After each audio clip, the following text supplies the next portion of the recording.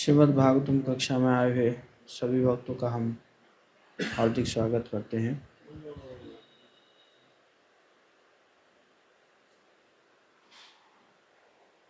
नारायणं नमस्कृत्य नरो चैवं नरोत्तमं देवीं सरस्वतीं व्यासं ततो जयमुदीरयेत्। नष्टप्रायेषु भद्रेषु नित्यं भागवत सेवया भगवती उत्तमश्लोके भक्तिर्भवति नैष्टिकी। ओम नमो भगवते वासुदेवाय।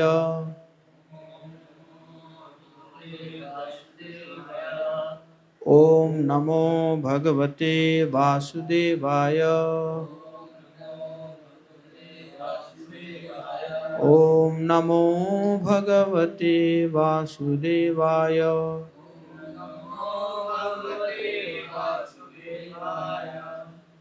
श्रीमद् भागवतम पहला स्कंद दूसरा अध्याय दूसरा स्कंद ना दूसरा स्कंद पहला अध्याय 22 नंबर श्लोक।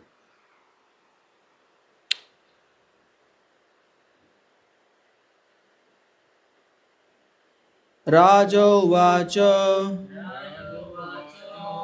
यथा संधार्यते ब्रह्मन् धारणा यत्र सम्मता यादृशी वा हरेदाशु पुरुषस्य मनोमलम्। राजोवाच यथा संधायते ब्रह्मन् धारणा यत्र सम्मता यादृशी वा हरेदाशु पुरुषस्य मनोमलम्। राजोवाच यथा संधार्यते ब्रह्मन् धारणा यत्र सम्मता यादृशी वा हरेदाशु पुरुषस्य मनोमलम्।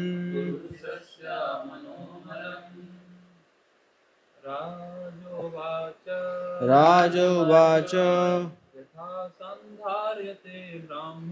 यथा संधार्यते ब्रह्मन्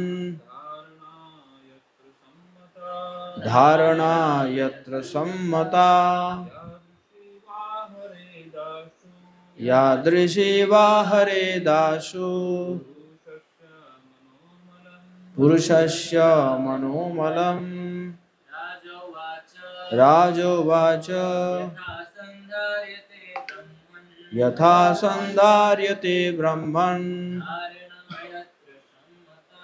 धारणा यत्र सम्मता यादृशी वा हरेदासु पुरुषस्य मनोमलम्। राजोवाच यथा संधार्यते ब्रह्मन् धारणा यत्र सम्मता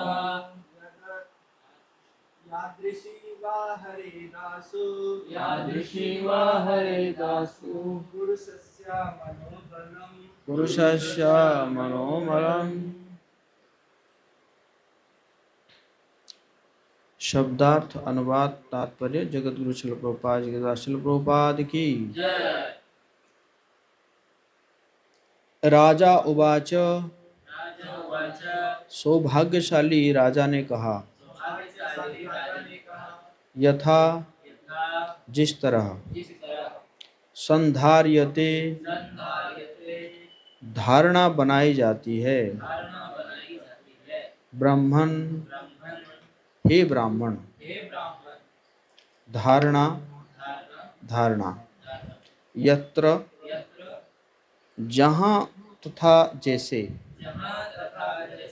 सम्मता संक्षेप में, यादृशी जैसी, वा अथवा, हरेत समूल नष्ट करता है, आशु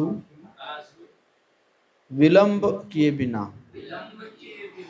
पुरुषस्य व्यक्ति के, मनः मन के, मलम मल को। अनुवाद। सौभाग्यशाली राजा परीक्षित ने आगे पूछा, हे ब्राह्मण, कृपा करके विस्तार से यह बताए कि मन को कहाँ और कैसे लगाया जाए और धारणा को किस तरह स्थिर किया जाए कि मनुष्य के मन का सारा मैल हटाया जा सके।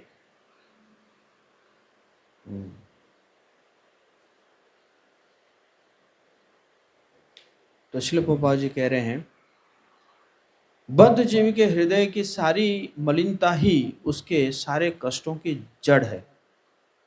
बद्ध जीव संसार के अनेक कष्टों से घिरा हुआ है, किंतु अपने निपट अज्ञान के कारण वो इस भौतिक जगत में अपने दीर्घ बंदी जीवन की अवधि में हृदय में संचित गंदगी को दूर करने में असमर्थ रहता है। वास्तव में वो परमेश्वर की इच्छा अनुसार सेवा करने के निमित्त आया है, किंतु हृदय की गंदगी के कारण वो अपनी मनोकल्पित इच्छाओं की पूर्ति करना चाहता है। ये इच्छाएं उसे मन शांति प्रदान करने के बजाय नई नई समस्याएं उत्पन्न करती रहती है। और इस तरह, जय श्री श्री राधा मदन की जय, श्री श्री गौनिता की जय, जगन्नाथ ब्रह्मांड की जय। और इस तरह उसे जन्म मृत्यु के चक्र से बांध देती है। सकाम कर्म तथा ज्ञान का यह मल परमेश्वर की संगति करके ही दूर किया जा सकता है। सर्वशक्तिमान होने के कारण भगवान अपनी अचिंत्य शक्तियों के द्वारा अपना सानिध्य प्रदान कर सकते हैं। अतएव जो लोग ब्रह्म के साकार स्वरूप में श्रद्धा दृढ़ नहीं कर पाते, उन्हें भगवान के विराट रूप का सानिध्य प्राप्त करने का अवसर प्रदान किया जाता है। भगवान का विराट निर्विशेष स्वरूप उनकी असीम शक्तियों का स्वरूप है। क्योंकि शक्तिमान तथा शक्ति अभिन्न है, अतएव उनके विराट स्वरूप के निर्विशेष धारणा भी बद्ध जीव को अप्रत्यक्ष रूप से भगवान का सानिध्य प्राप्त करने में सहायक होती है और इस तरह क्रमशः साकार संपर्क भी की अवस्था प्राप्त की जा सकती है। महाराज परीक्षित पहले से भगवान श्री कृष्ण के साकार स्वरूप में प्रत्यक्ष रूप से जुड़े हुए थे। अतएव उन्हें सुखदेव गोस्वामी से यह पूछने की आवश्यकता नहीं थी कि मन को कहाँ और कैसे ब्रह्म के निर्विशेष विराट रूप में लगाया जाए, किंतु उन्होंने उन सब के लाभ के लिए इस विषय में विशद जिज्ञासा की जो भगवान के सच्चिदानंद स्वरूप के दिव्य साकार रूप की कल्पना करने में असमर्थ है। अभक्त लोग भगवान के साकार रूप के विषय में सोच भी नहीं सकते। उनके अल्प ज्ञान के कारण राम या कृष्ण के साकार स्वरूप उनके लिए नितांत क्रांतिकारी है। उन्हें भगवान की शक्ति का बहुत ही कम अनुमान होता है। भगवद गीता में स्वयं भगवान यह बताया है कि अल्पज्ञ पुरुष भगवान को सामान्य व्यक्ति मानकर उपहास करते हैं। ऐसे व्यक्ति भगवान की अचिंत्य शक्ति से अनजान रहते हैं। अतएव अपनी अचिंत्य शक्ति से मानव समाज में या जीवों के अन्य समाज में विचरण करते हुए भी अपने दिव्य पद से रंच मात्र हटे बिना वही सर्वशक्तिमान भगवान बने रहते हैं। अतएव ऐसे व्यक्तियों के लाभ के लिए जो भगवान के साकार दिव्य रूप को स्वीकार करने में असमर्थ है, महाराज परीक्षित ने सुखदेव गोस्वामी से पूछा कि प्रारंभ में मन को भगवान पर कैसे किस तरह स्थिर किया जाए और गोस्वामी जी ने निम्नवत उसका विचार से उत्तर दिया। हम प्रार्थना करेंगे। ओम अज्ञानतिमिरान्धस्य ज्ञानाञ्जनशलाकया चक्षुरुन्मिलितं येन तस्मै श्रीगुरवे नमः। श्रीचैतन्यमनोभीष्टं स्थापितं येन भूतले स्वयं रूप कदा मह्यं ददाति स्वपदान्तिकं।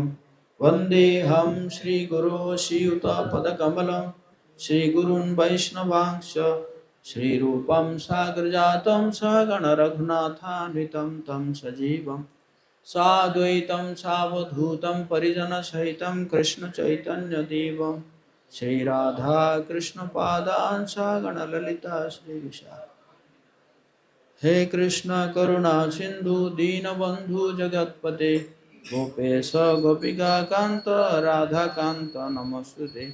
तप्त कांचन गौरांगी राधे वृंदावनेश्वरी वृषभानुसुते देवी प्रणमामि हरिप्रिये। वाञ्छाकल्पतरुभ्यश्च कृपा पतितानां पावनेभ्यो। जय श्री कृष्ण चैतन्य प्रभु नित्यानंद।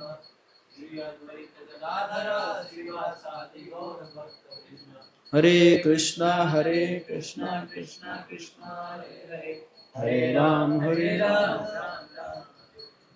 नमो विष्णुपादाय कृष्ण पृष्ठाय भूतले श्रीमते भक्तिवेदांत नमस्ते सरस्वती देवे गौरवाणी प्रचारिणे निर्विशेष शून्यवादी पाश्चात्य देशतारिणे।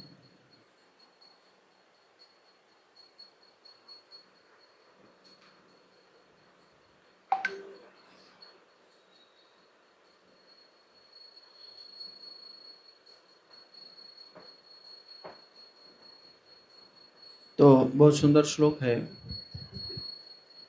परीक्षित महाराज इससे पहले कुछ प्रश्न पूछ चुके हैं सुखदेव गोस्वामी से, और ये जो प्रश्न पूछ रहे हैं, यथा संधार्यते ब्रह्मन् धारणा यत्र सम्मता यादृशी वा हरिदासु पुरुषस्य मनोमलम।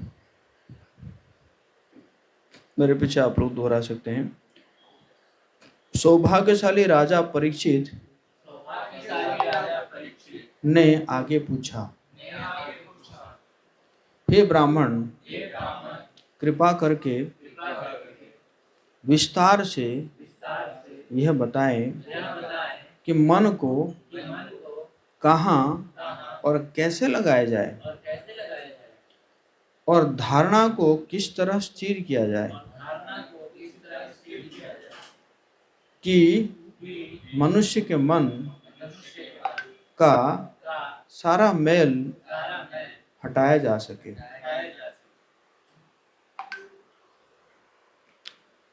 तो यहाँ पे जो है प्रश्न पूछ रहे हैं,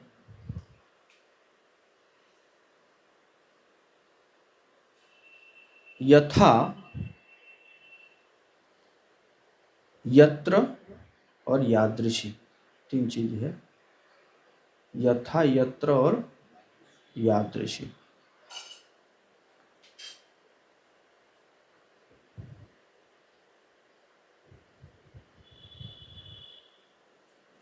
यथा यत्र और यादृशी। यथा मतलब धारणा, धारणा के बारे में पूछ रहे हैं इस प्रश्न में। तो धारणा जो है वो कैसे किया जाए, और यत्र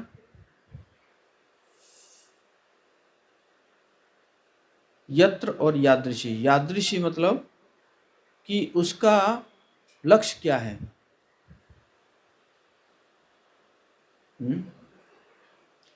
और यत्र मतलब क्या है, उसका स्वरूप क्या है, धारणा का स्वरूप क्या है। तो यहाँ पे प्रश्न उठता है कि परीक्षित महाराज जो है ये अष्टांग योग के बारे में क्यों पूछ रहे हैं। हाँ? अष्टांग के योग के बारे में क्यों पूछ रहे हैं?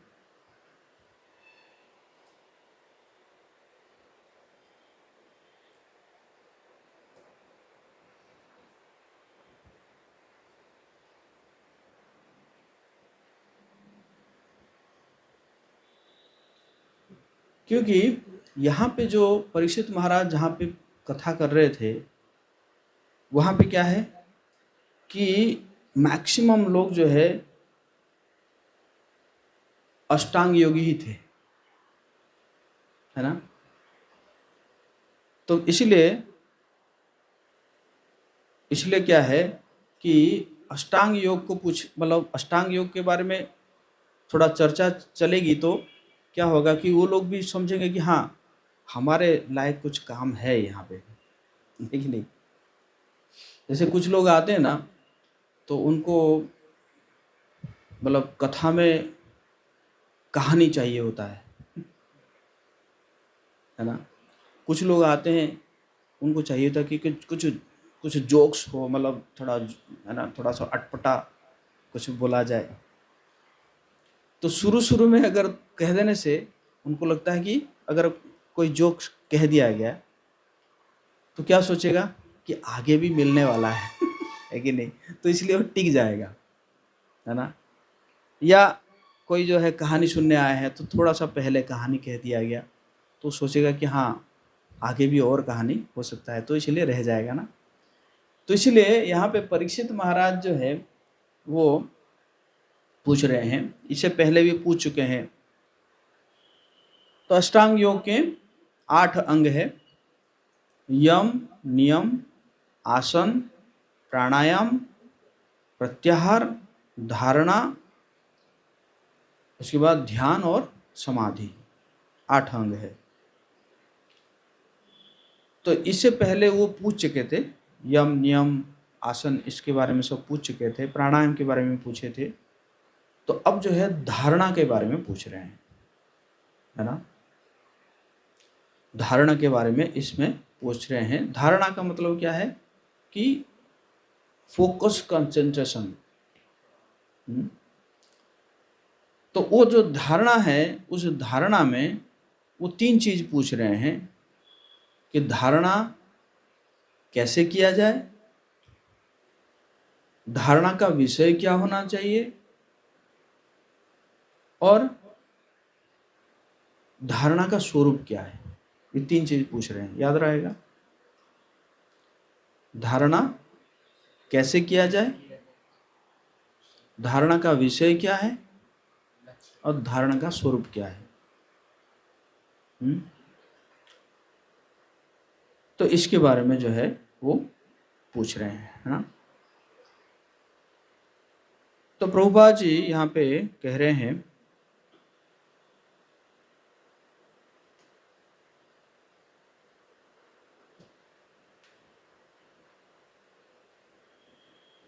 और यहाँ पे हालांकि लिखा हुआ है राज उवाच, राज उवाच लिखा हुआ है, लेकिन प्रभुपाद जी जो है इसका अनुवाद कर रहे हैं सौभाग्यशाली राजा। लिखा तो वह है राज उवाच, लेकिन प्रभुपाद जी 2 बार अनुवाद में भी लिख रहे हैं सौभाग्यशाली राजा, और अनुवाद में भी कह रहे हैं कि सौभाग्यशाली राजा। क्यों सौभाग्यशाली क्यों है?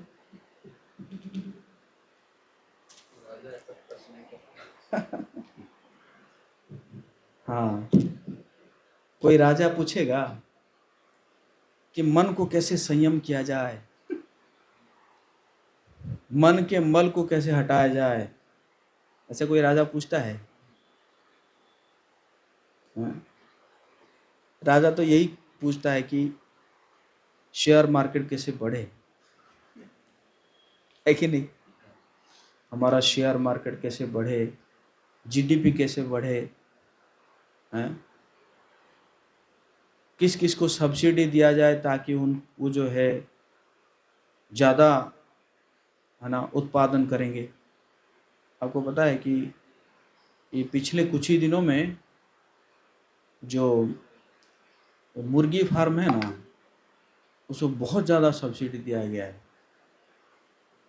लक्ष्य क्या है कि अभी जितने मुर्गी मर रहे हैं उसका इतना गुना मुर्गी और मरे।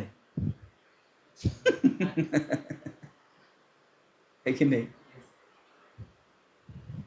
तो मतलब राजा देखा जाए तो ये सब राजा है, तो इन राजाओं को नहीं कहा जाएगा सौभाग्यशाली राजा, है कि नहीं?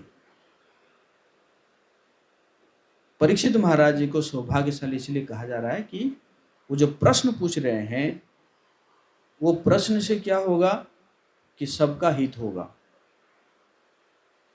है कि नहीं? अगर ये पूछा जाए कि शेयर मार्केट के बढ़ेगा, कैसे बढ़ेगा, तो उससे किसी को फायदा होने वाला नहीं है। शेयर मार्केट से कई लोग डूब गए हैं आंखों के सामने, हमारे आंखों के सामने, है ना? तो इससे किसी को हित होने वाला है नहीं। लेकिन ये जो प्रश्न पूछ रहे हैं परीक्षित महाराज, जो प्रश्न पूछ रहे हैं, इससे क्या होगा? सबका हित होगा।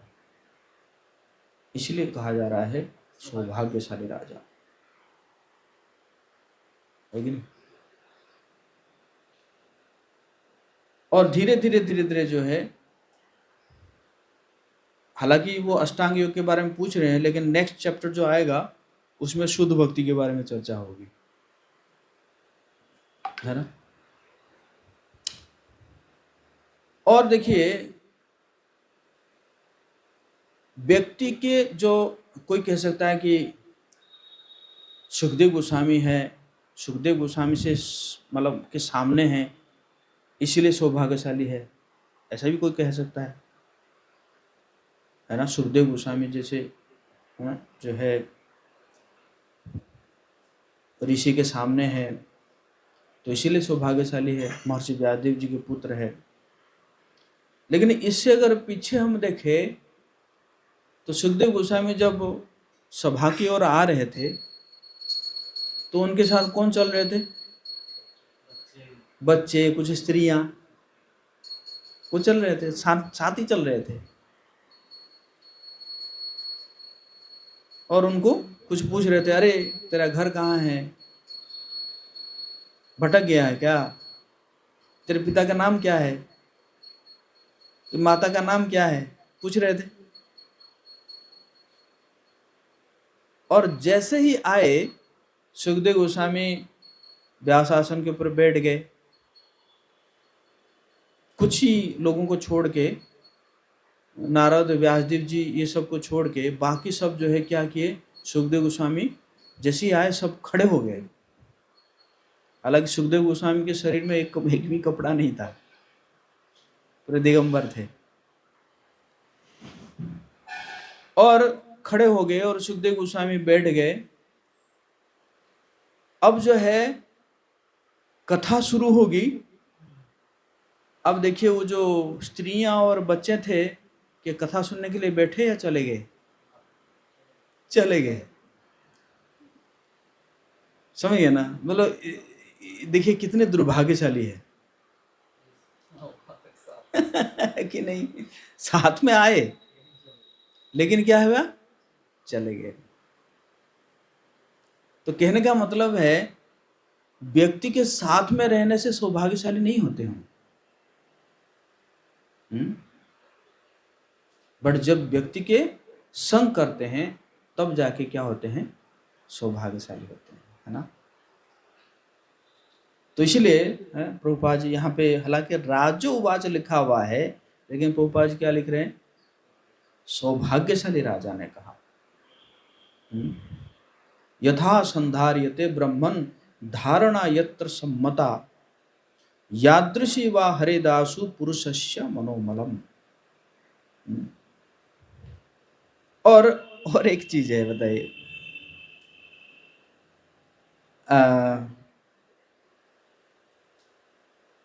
एक और चीज है।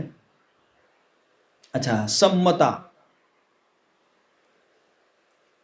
शब्द लिखा हुआ है, सम्मता, और सम्मता का प्रभुपाद जी शब्दार्थ में लिख रहे हैं संक्षेप में। क्या? संक्षेप में, लेकिन अनुवाद में लिख रहे हैं कृपा करके विस्तार से मुझे बताइए। क्या शब्दार्थ में लिख रहे हैं? संक्षेप में। लेकिन जो है अनुवाद में क्या लिख रहे हैं? विस्तार से बताइए। समझिए ना? तो इसलिए मतलब इसलिए एज इट इज, मतलब प्रभुपाद जी जो है वो भाव को, है ना, भाव को बता रहे हैं ना।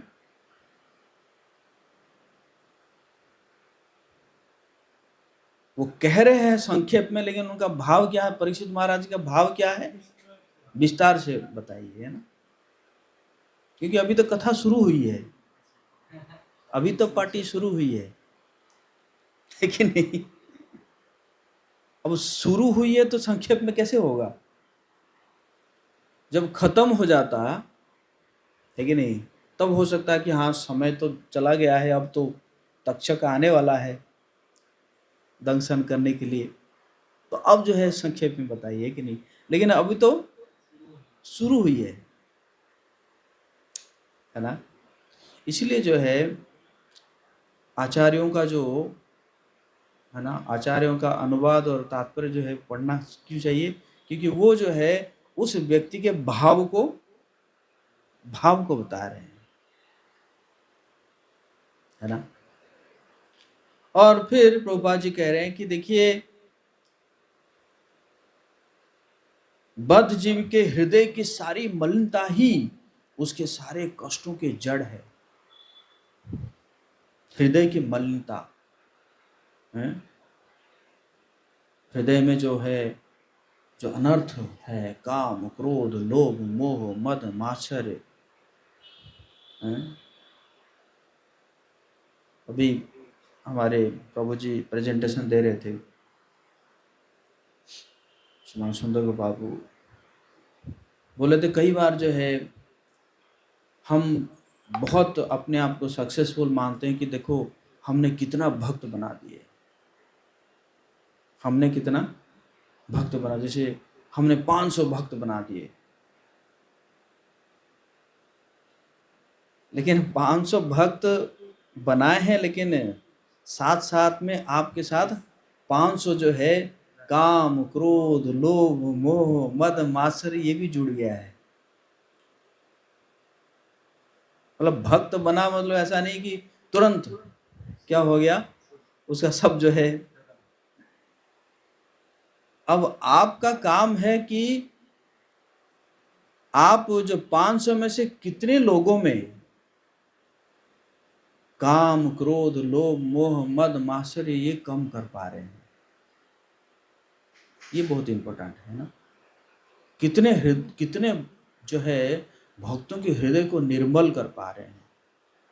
ये नहीं कि भाई 2 माला कर रहा है, 4 माला कर रहा है, 16 माला कर रहा है कि नहीं।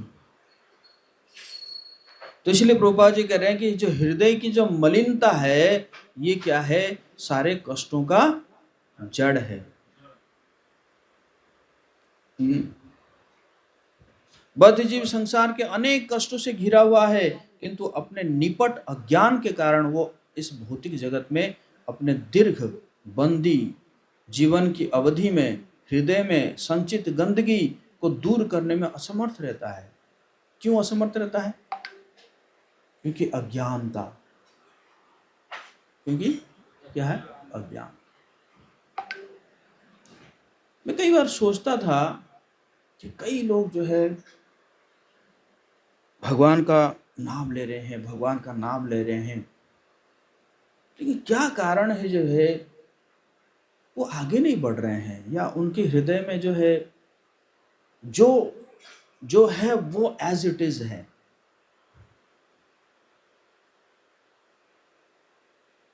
फिर मैंने कई जगह में देखा, हालांकि कहते हैं जय श्री राम, जय श्री राम, जय श्री राम, मतलब राम जी का बहुत क्या करते हैं? स्मरण करते हैं, नाम लेते हैं, लेकिन जब बोलते हैं तो बोलने बोलने से कई बार निकल आता है कि हम भी भगवान हैं। जय श्री जगन्नाथ बोले सुब्रह्मण्य की जय, गौ निताय की जय। क्या है? हम भी भगवान हैं। तो ये क्या है? हालांकि भगवान का नाम ले रहे हैं, लेकिन अज्ञानता क्या है कि हम भी भगवान हैं या हम कभी भगवान बन सकते हैं। इसीलिए वो नाम का कोई प्रभाव नहीं पड़ रहा उनके ऊपर।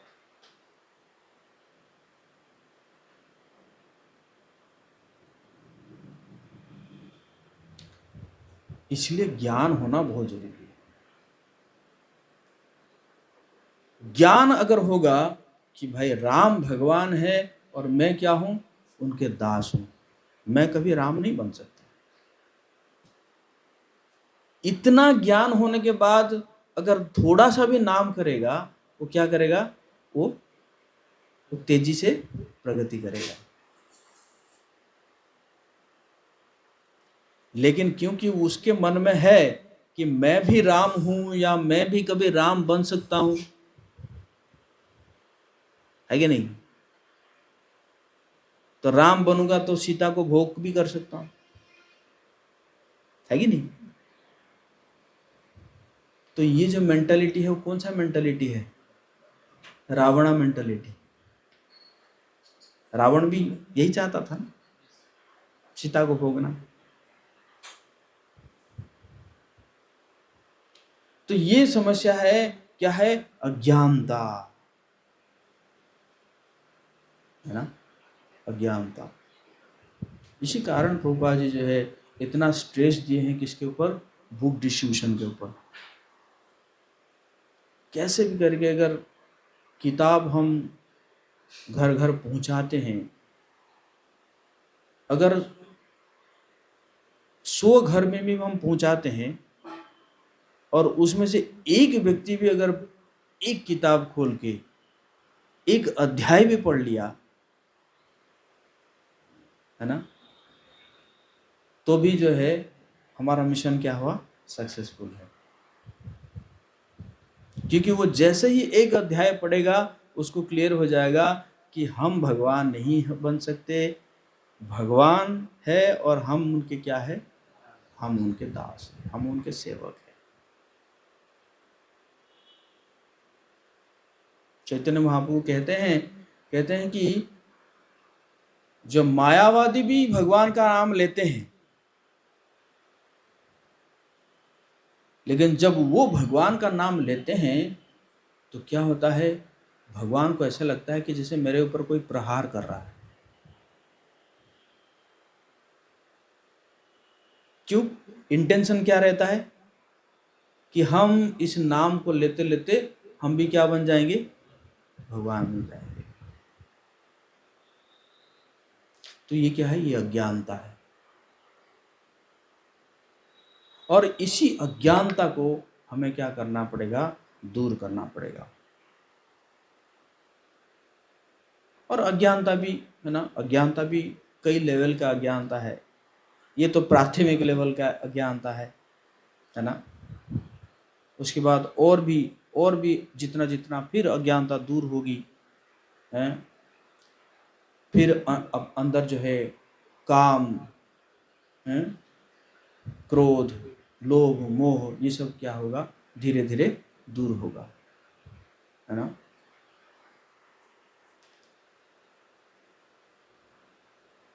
जैसे भगवान आते हैं, कल ही हम सुन रहे थे, भगवान जब आते हैं उनसे उससे पहले देवकी माता के गर्भ से जो 6 पुत्र जन्म हुए, वो 6 पुत्र मारे जाते हैं। हालांकि वो 6 पुत्र तो थे तो असुर, वो कंस के ही बच्चे थे, कालनेमी के ही बच्चे थे, कालनेमी कंस बना था। लेकिन ये हमारे लिए एक वो है, सीख है कि जब तक आपके हृदय में काम, क्रोध, लोभ, मोह, मद, मात्सर्य, ये जो 6 रिपु, 6 शत्रु जब तक विनाश नहीं होंगे तब तक भगवान नहीं आएंगे। पहले ये 6 रूप जाएंगे, 6 शत्रु जाएंगे, और उसके बाद क्या होगा कि बलराम जी जो है हृदय को, आपके हृदय को तैयार करेंगे, और उसके बाद भगवान कृष्ण जो है उसी हृदय में बैठेंगे, है कि नहीं? तो ये 6 शत्रु कैसे जा सकते हैं? ज्ञान से। इसलिए शास्त्रों को बनाया गया है। जैसे हम धीरे धीरे धीरे धीरे शास्त्र पढ़ते हैं, है ना, तो शास्त्र पढ़ते हैं, हम भी परख पाते हैं कि अभी हम कौन सा स्टेज में हैं, अभी जो हम कौन से स्टेज में हैं। माधुर्य कादम्बन में सब स्टेज बताया गया है ना। उत्साहमयी, शुरू शुरू में क्या होता है, बहुत उत्साह आता है, बहुत आएंगे एकदम, कीर्तन में नाचेंगे गाएंगे, बहुत कुछ करने के लिए मन करता है। शुरू से ही 16 माला करूंगा, है ना, उसको बोलते हैं उत्साहमयी, है ना। फिर धीरे धीरे घन तरल, घन तरल, घन तरल मतलब डगमगाते हैं। एक दिन 16 माला करेगा और दूसरे में 4 माला करेगा, है कि नहीं? तो इसी प्रकार ये सब स्टेज बताया गया। तो ये जो शास्त्रों के माध्यम से जब हमें ज्ञान मिलता है तब हम परख पाते हैं कि हमारे हृदय में भी कितना काम है, कितना क्रोध है ना, कितना लोभ है, कितने अहंकारी है हम। तो धीरे धीरे फिर इसको जो है, इसको हम निकालने के लिए प्रयास करेंगे। चलो भक्ति विनोद ठाकुर गाते हैं, आमार जीवन सदा पापे रहतो, नाही को पुण्य लेश। हमारा जीवन जो है सदा पापरत है। तो इसी प्रकार जो है ज्ञान बहुत जरूरी है ना। इसलिए साधुओं से उपदेश सुनना चाहिए, शास्त्रों का अध्ययन करना चाहिए हर किसी को। ये नहीं कि हम प्रवचन दे रहे हैं कि हम जो है पूर्ण हो गए हैं, ऐसा नहीं है।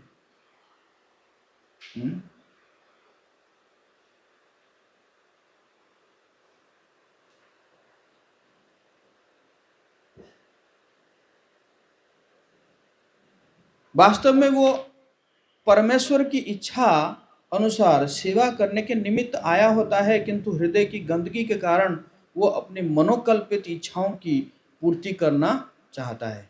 आया तो था संसार में, है? लेकिन है ना, उसमें गा रहे हैं ना जो चैतन्य महाप्रभु, जीव जागो गौराचंद बोले, कत निद्रा जाओ माया पिशाचीर कोले, भजिब बोलिया ऐसे संसार भीतरे। भजिब बोलिया ऐसे संसार भीतरे, भजन करने के लिए आया था। माँ के गर्भ में जब बहुत कीड़े काट रहे थे, निसहाय हो गया था, कोई सहायता करने वाला था नहीं वहां पे, तो वहां पे प्रार्थना कर रहा था, प्रभु ये गर्भ से निकाल दीजिए, दोबारा ये माँ के गर्भ में कभी नहीं आऊंगा, बस निकाल दीजिए मुझे, हैं?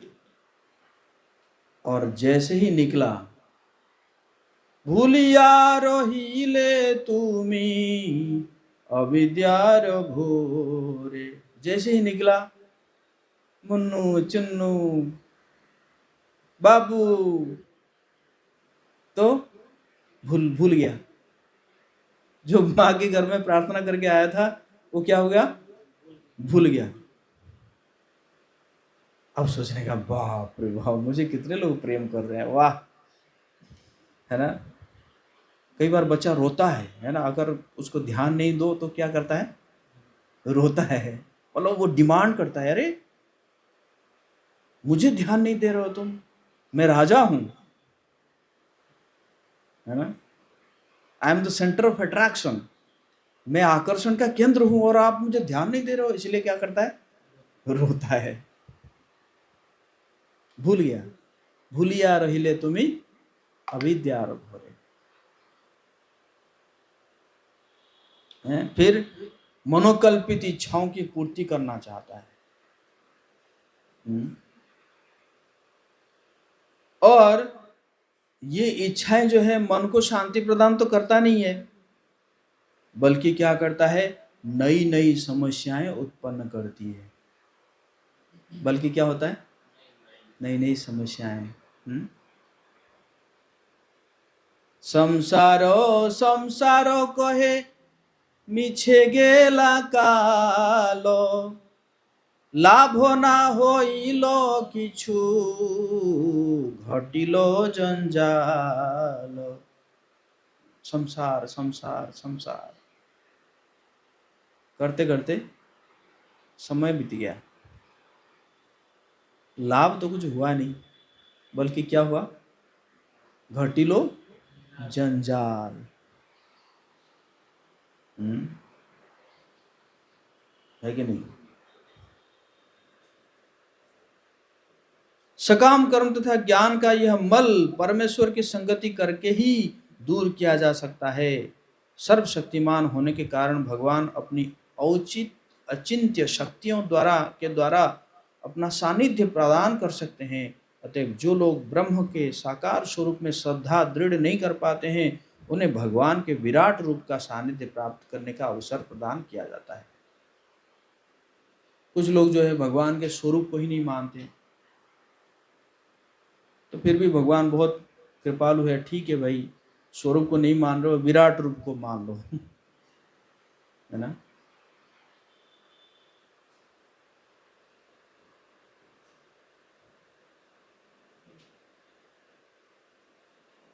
भगवान का विराट निर्विशेष स्वरूप उनकी असीम शक्तियों के द्वारा शक्तियों का स्वरूप है। चूंकि शक्तिमान तथा शक्ति अभिन्न है, अतएव उनके विराट स्वरूप की निर्विशेष धारणा भी बद्ध जीव के को अप्रत्यक्ष रूप से भगवान का सानिध्य प्राप्त करने में सहायक होती है, और इस तरह क्रमशः साकार संपर्क की अवस्था प्राप्त की जा सकती है। महाराज परीक्षित पहले से भगवान श्री कृष्ण के साकार स्वरूप से प्रत्यक्ष रूप से जुड़े थे, अतएव उन्हें सुखदेव गोस्वामी से यह पूछने की आवश्यकता नहीं थी मन को कहाँ और कैसे ब्रह्म के निर्विशेष विराट रूप में लगाया जाए, किंतु उन्होंने उन सब के लाभ के लिए इस विषय में विशद जिज्ञासा की जो भगवान के सच्चिदानंद स्वरूप के दिव्य स्वरूप साकार स्वरूप की कल्पना करने में असमर्थ है। परीक्षित महाराज जी को ये प्रश्न पूछने की आवश्यकता नहीं थी, लेकिन कुछ लोग ऐसा है, परीक्षित महाराज जो प्रश्न पूछ रहे हैं हित के लिए पूछ रहे हैं ना, सबके हित के लिए पूछ रहे हैं, तो कम से कम इस जो है व्याख्या से उन लोगों को क्या मिल जाएगा? लाभ मिल जाएगा, इसलिए प्रश्न पूछ रहे हैं। अभक्त लोग भगवान के साकार स्वरूप के विषय में सोच भी नहीं सकते। उनके अल्प ज्ञान के कारण राम या कृष्ण के साकार स्वरूप उनके लिए नितांत क्रांतिकारी है। उन्हें भगवान की शक्ति का बहुत ही कम अनुमान होता है। भगवत गीता में स्वयं भगवान ने बताया है कि अल्पज्ञ पुरुष भगवान को सामान्य व्यक्ति मानकर उपहास करते हैं। ऐसे व्यक्ति भगवान के अचिंत्य शक्ति से अनजान रहते हैं। भगवान अपनी अचिंत्य शक्ति से मानव समाज में या जीवों के अन्य समाज में विचरण करते हुए भी अपने दिव्य पद से रंच मात्र हटे बिना ही वही सर्वशक्तिमान भगवान बने रहते हैं। अतएव ऐसे व्यक्तियों के लाभ के लिए जो भगवान के साकार दिव्य स्वरूप को स्वीकार करने में असमर्थ है, महाराज परीक्षित ने सुखदेव गोस्वामी से पूछा कि प्रारंभ में मन को भगवान पर किस तरह स्थिर किया जाए, और गोस्वामी जी ने निम्नवत उसका विस्तार से उत्तर दिया। इसके बाद फिर परीक्षित जो सुखदेव गोस्वामी फिर बताएंगे कि किस प्रकार जो है धारणा किया जाए। तो मुख्य रूप से इसमें यही था कि अज्ञानता है, धीरे धीरे हमें अज्ञानता के ऊपर विजय प्राप्त करना होगा।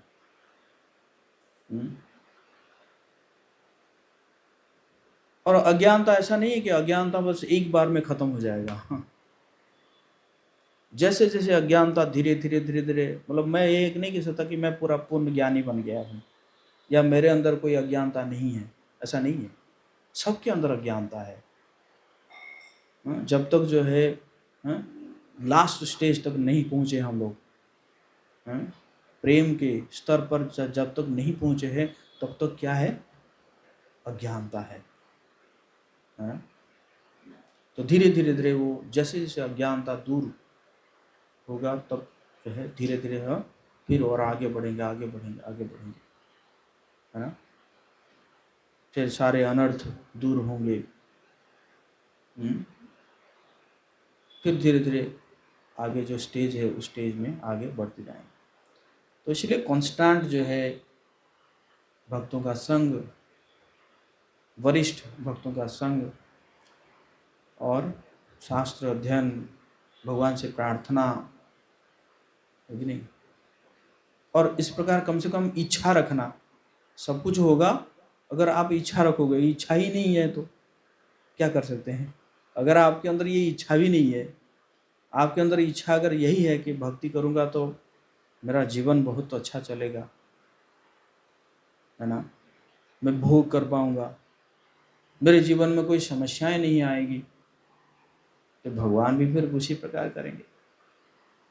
ये यथामाम प्रपद्यन्ते ताम तथैव भजाम्यहम्।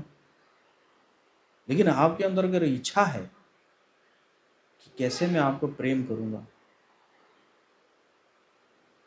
वो दिन कब आएगा जब जो है मैं आपको क्या करूँगा, प्रेम करूँगा।